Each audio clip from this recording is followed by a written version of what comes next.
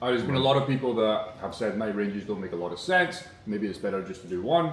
I think there's pros and cons to each, so I think it would be a good idea for Parker to show the benefits of maybe mine and the pros and cons of the other way around. Yeah, there's a lot of people that are like, wouldn't it just make more sense if Jake was just doing one wide range? And I'm really going to give a good argument for why Jake is running the multiple ones, but you won't understand the power of why he's running multiple pools unless you actually lay them out. So I'm going to lay them out in front of you, okay? So it comes down to a couple different things. A lot of you guys that are saying, I'm going to flip the camera down here. A lot of you guys that say, well, wouldn't one wide range pool make sense? It would make sense if Jake was running one range from, let's say, $1,500 ETH up to $2,500 ETH, and he was also running a pool from 2,500 up to 4K. It would make sense for him just to run one pool. I don't think you can see this very well. So if Jake was running perfectly separate pools, okay, where he had, let's say, 10 grand over here and 10 grand over here, the way his liquidity would be distributed, it would be evenly across each tick from 1,500 to 2,500, and then from 2,500 up to 4,000. If he was running two pools like this, it would make more sense just to have one wide $1,500 ETH up to 4K Ethereum pool. This would make just as much sense, and truly it would be the same thing with 20K in here versus 10 here and 10 here. But Jake is not running this strategy. I wrote down exactly what his ranges look like pretty much right here. 20K, 18K, 13K, 13K, all spread throughout with different bottoms and tops. And the reason Jake has done this essentially is because he wants to capture a big cluster of all this middle gray area that's going on. He has some stuff down to the fringes at 1,100. Up to 2,600.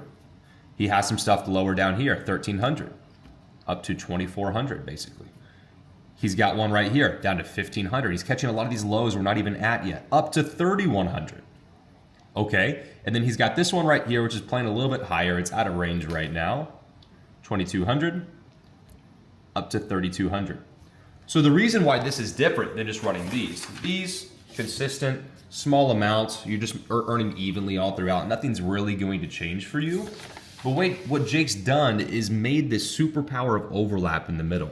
To where when he's riding this area, anywhere above $1,500 to 2,200, which is where we're really like kind of stuck right now, he's printing on 3 of his pools. If we cross between 22 to 2,400, he's printing all 4. He has a large cluster of his liquidity focused in that one area band, which is the strategy that you may choose to employ if you believe Ethereum is going to chop right here for longer than not. And then as ETH starts to appreciate, again, he has all 4 pools still running until 2,400.